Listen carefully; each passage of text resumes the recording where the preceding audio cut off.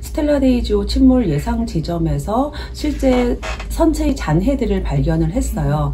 그리고 그때 당시 블랙박스도 하나 수거를 해왔었고, 그리고 선원의 유해도 한 구 발견을 했습니다. 그리고 선원의 유해는 수습을 하지 않은 채로 아직까지도 바닷속에 그대로 버려져 있는 상황이에요.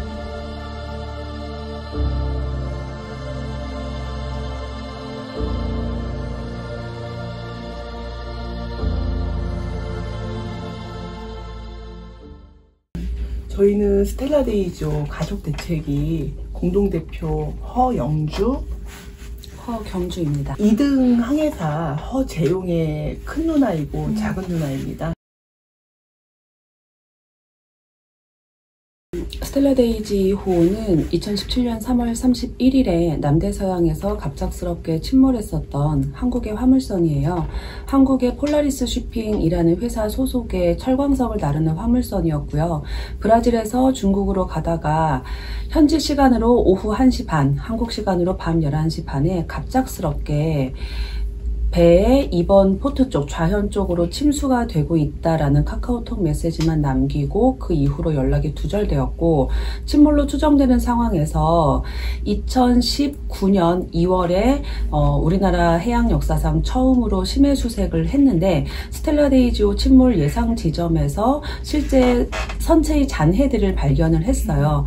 그리고 그때 당시 블랙박스도 하나 수거를 해왔었고, 그리고 선원의 유해도 한 구 발견을 했습니다. 그렇지만 그 이후에 블랙박스는 복원을 했던 결과 데이터 칩이 거의 다 깨져버려서 제대로 데이터를 복구해낸 내용이 없다시피 하고요. 그리고 선원의 유해는 수습을 하지 않은 채로 아직까지도 바닷속에 그대로 버려져 있는 상황이에요. 심해 수색 시에 실제로 선원의 유해가 발견됐음에도 불구하고 그걸 수습하지 않고 돌아왔던 문제도 실제로 있었고, 그리고 선체가 침몰하기 이전의 상황으로 복원을 해서 도대체 스텔라데이지호가 왜 침몰하게 됐었는지 침몰 원인을 밝히고, 이 스텔라데이지호가 정말로 개조 노후 선박의 문제로 인해서 침몰하게 된 것이라면 아직도 한국에서 운항하고 있는 거의 30척에 가까운 이 똑같은 선박들의 운항을 금지시키거나 혹은 안전을 새롭게 도모할 방법을 만들어야 되는 거잖아요. 스텔라데이지호의 침몰 원인을 명확하게 규명할 수 있는 그런 단서들을 제대로 수집하지 못한 채로 심해 수색이 끝났어요. 많이 기대를 했었어요.